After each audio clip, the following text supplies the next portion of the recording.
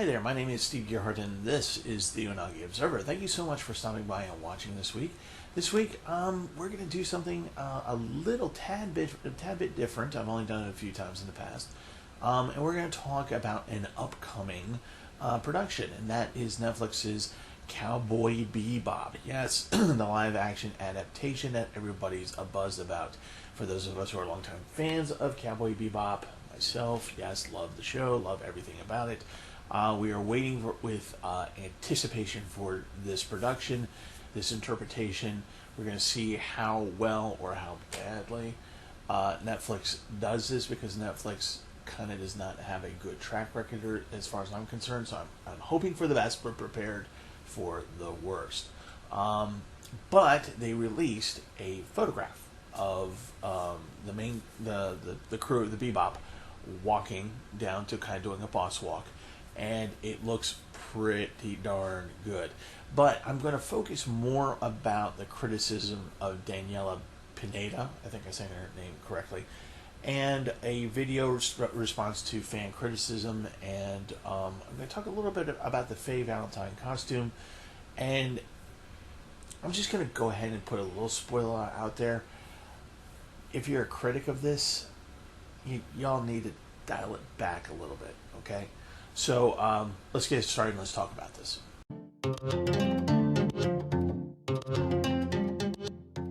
So before I criticize the critics, particularly the online fan people, just kind of give you an idea of where why I feel that I can do that. For those of you who don't know, haven't heard me say this on this channel before, I have in the past worked for many different theaters, performance theaters, where they put on plays on the stage, and a few opera houses. In my jobs, various different jobs I've had in those various different places, allowed me and sometimes required me to interact with other parts of the production, whether they be actors, costume designs, set designing, the guys up in the sound booth, the whole nine yards. So I have a few decades worth of experience in this and being able to see what goes on. On top of that, I have dealt with here in Baltimore Local 29, which is a stagehands union, which also doubles as a sort of on-set craft services and workers for various television shows, cable movies, and things that are filmed here in Baltimore. So I kind of have a little bit of a leg to stand on when I talk to people about criticizing a production, a movie, a play, whatever it is. And so that's kind of what I would like to talk about here with Daniela Pineda. If I'm mispronouncing her name, my apologies.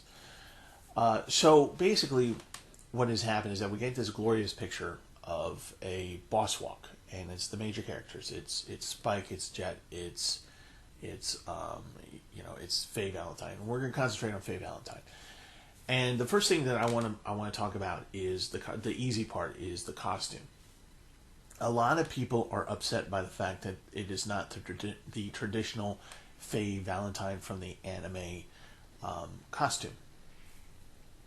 I will tell you from experience, when a costume designer and puts a costume together and actually makes the costume, they use forms, they use molds, they use cutouts, the whole nine yards, that they determine the type of fabric.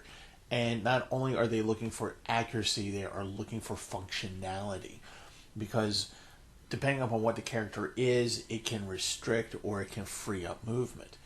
The Faye Valentine costume is strict. I know you're going, wait a minute, there's hardly a costume, which is kind of the point, so there should be a lot of freedom of movement. No. When you actually look at the construction of it, it actually restricts movement. There's only so much movement that you can do in a outfit like that. I saw a person cosplay as Faye Valentine, the best Faye Valentine cosplay I've seen, and I overheard the young lady basically say, yeah, it's kind of hard to move in this. So when you're talking about Faye Valentine in anime, Faye Valentine's character is very physical. She knows her way around a gun, and she can throw a punch, right? She can throw a punch, she can throw a kick. She's a bounty hunter, right? So that means that she's active.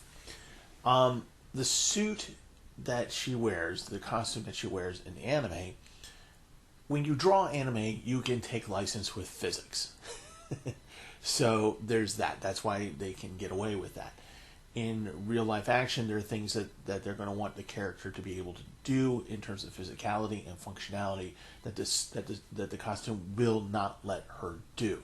That will not let the actress do. It's just not. And so that's why they came up with the costume that they did. When you look at it a little bit more closely, you see that there is a lot of functionality, but it still makes her look sexy, and it still makes her look like a lady viper, if you know what I mean. Beautiful but deadly. So the costume that they make for the Cowboy Bebop show actually works, and it fits the character of Faye Valentine.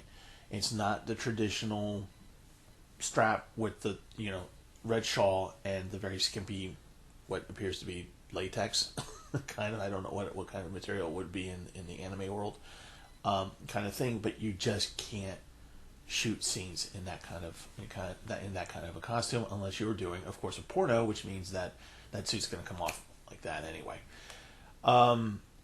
So for those of you who are complaining about Faye not wearing the traditional Faye Valentine costume, whereas Jet and Spike are, relatively speaking, there is a very real reason for that. So I'm kind of telling you to get over it. I mean, she still looks good. I mean, you gotta admit, she still looks good, right? I mean, come on. All right, so let's go on to the next topic of criticism here. So Daniela Pineda did a response video to people who looked at the picture once it was released, and there was a lot of fandom out there who obviously made their comments to it and didn't like her costume,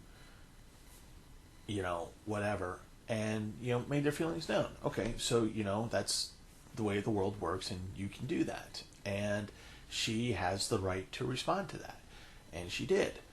And the video has been taken down because, unfortunately, when actors make these kinds of videos, it affects how the viewership of the upcoming production, which is really unfortunate because, basically you're stifling an actor, you're censoring them, you're canceling them, if you will, and you're trying to shoehorn them into something that they probably can't do or don't want to do, and that's wrong.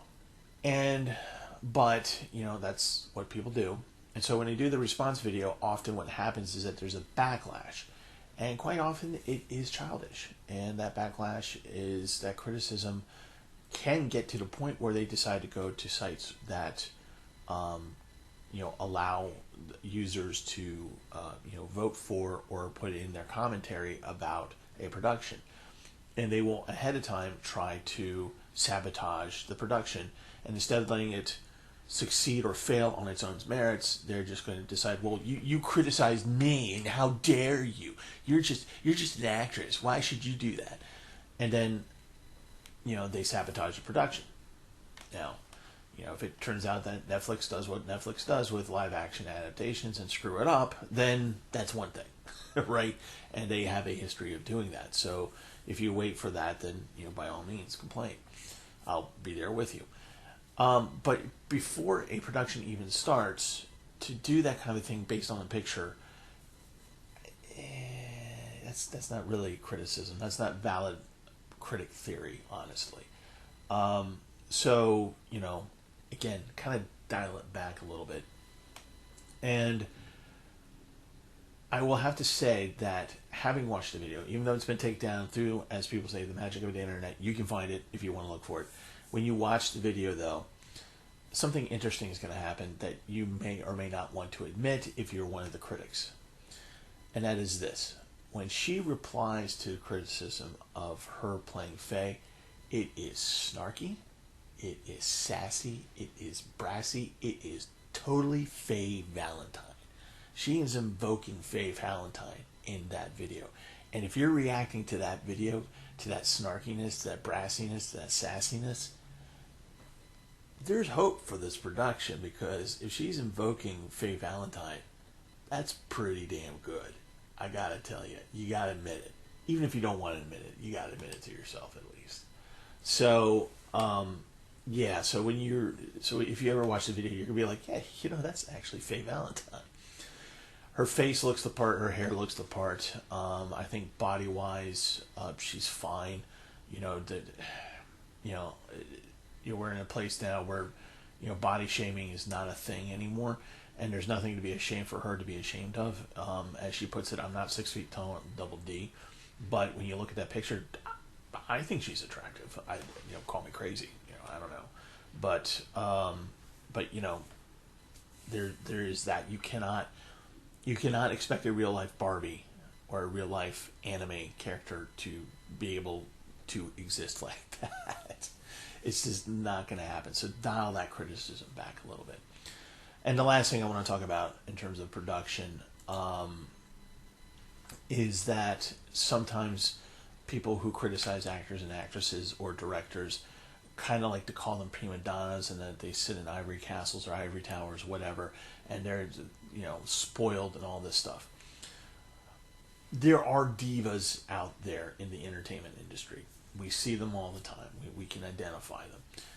That is not the whole industry. You're talking at like a 1% vocal, very much TMZ generated kind of thing. Most actors and actresses are not there. They're not at that level. And to be able to even think about being a diva. And when you compound that fact with what a set looks like, whether you're in a theater, on a stage, whether you're doing something, filming outside, whether you're filming indoors in a studio, you are working 10 to 15 hours a day with a whole bunch of other people who are also working with you 10 to 15 hours a day. You're doing the same repetitive thing over and over and over again until you get the shot right. It's a long day. It's an early day. These production schedules are insane. You're working under Klieg lights, which are very, very bright lights that if you get too close, you will get burned, actually blister and burn. Constant makeup retouching, constant wardrobe retouching, continuity, all of these things. I'm listing all these things, and I'm just touching the tip of the iceberg of what I've seen. And all of that in a 15-hour day goes towards 120 seconds worth of film that will appear in the movie. And that's assuming that 120 seconds even makes it to the movie, right? Because sometimes it makes it to the cutting room floor, and the audience never sees it. So, it's not a simple job. Being an actor is not a simple job. Being a director is not a simple job. Being a stagehand is not a simple job. It's hard. It's not easy. So I want to disabuse you of that notion of people just walk on, do a little rehearsal, do the thing, and I'm done. Got my 5 million, 20 million, 30 million, whatever. It's not like that at all. So when you sit there and you look at a picture and you decide that you're going to criticize these people and you're going to call them prima donnas, you're going to call them divas without knowing anything really about them that much, or their work ethic, or what they're doing to make that production happen, and the people that you don't see who are making that production happen, you're wrong. I'm sorry, you are. I've been there. I've seen it. I actually participated in it. It's a hard job. So what am I saying? I'm hoping for the best that Netflix will do right by this. We know that Netflix does not have a good track record, so it could be disastrous. That could be it. Or it could be the best thing ever. Let it win or succeed. Well, let it succeed or fail on its own merits. Just take it for what it is and enjoy the ride. Your vested interest is however much you pay per month for Netflix, and that's it. So dial it back, please. Okay, thanks. Okay, that's going to wrap up this week's video. Went a little bit longer than I wanted to. Ranted a little bit longer. Sorry about that. But anyway, please visit us over at Anime Archaeology. We're going to finish up Serial Experiments Lane this week. So please stop on by and watch me lose my mind. Anyway, so COVID's still a thing, so make sure you face mask, social distance, because it would be really great, as Otakon has proven, that it's really nice to get back into in-person conventions. But speaking of conventions, don't forget, OnCon 5 is coming up. I'll have a link to that down below. It's free. It's an online convention, and it's free. So be sure to be there for that. That's coming up next month in September. All right, love you guys, and I'll see you next time.